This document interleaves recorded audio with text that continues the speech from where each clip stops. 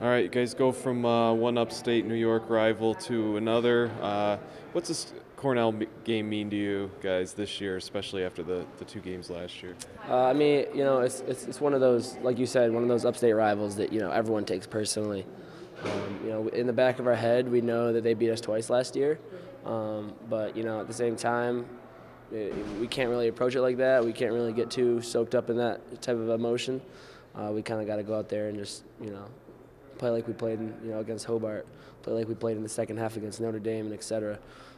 So yeah, we're focusing this week on those little things in practice that are gonna, hopefully bring us to a victory. Yeah, looking back at that Hobart game, I mean, 5-5 in the second quarter looks like it's going to be a nail biter, and then offensively the floodgates open, and then for you guys shut out the rest of the way at the defensive end. What kind of clicked at that point? I mean, we were up, I think 2 goals at half, 7-5, and we kind of, I honestly, that's how I felt in my gut, but I can speak for the rest of the team. We had that confidence that like we're about to go out there and dominate this half. You know what I mean? We're a better team. We're a much better team than Hobart. We're much better than to be up by only 2 goals. So, offense, they had their talk. Defense, we had our talk, and in our defensive talk, we were like, look, they're not scoring any more goals this half. They don't deserve to. And at the end of the game, they stuck with 5 goals. So I think that's pretty impressive to do as a defense as a whole.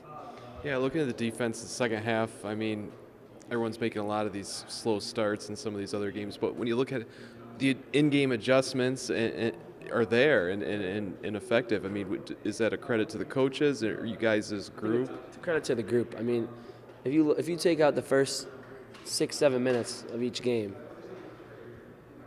aside from Virginia, I think our defense is dominated after that point. You know what I mean? I guess the story is kind of told that we're a second half team, but I mean, I think the second quarter, third quarter, fourth quarter, I think we're lights out in all those quarters.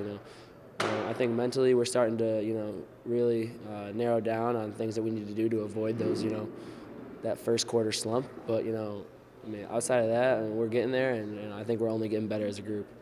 Looking ahead to Cornell, obviously everyone makes a big deal about the matchup with Teat, but just looking at their offense as a whole, what do you guys have to do as a unit to be effective against them? We just have to be we have to communicate, and we got to be on the same page at all times. They have a couple of really good players, Teat being one of them, and we know what he likes to do. We know how Cornell likes to use him, and their other good players. So. We've been watching a lot of film, and we're definitely gonna have a pretty solid game plan. Senior day at the Dome, you'll be taking part, even though you're coming back. What's that mean to you? Or has it not really sunk in? Or I don't think it's sunk in, but I know it means a lot to me, especially me and my family. I get to walk out with my 4 siblings and both my parents, so. It's going to be a good feeling for sure, and it hasn't really sunk in yet, but I'm sure, that day comes, I'm like, wow, this is the last game of my senior season in the Dome, even though I have a 5th year of eligibility. But, yeah, it's going to mean a lot for sure.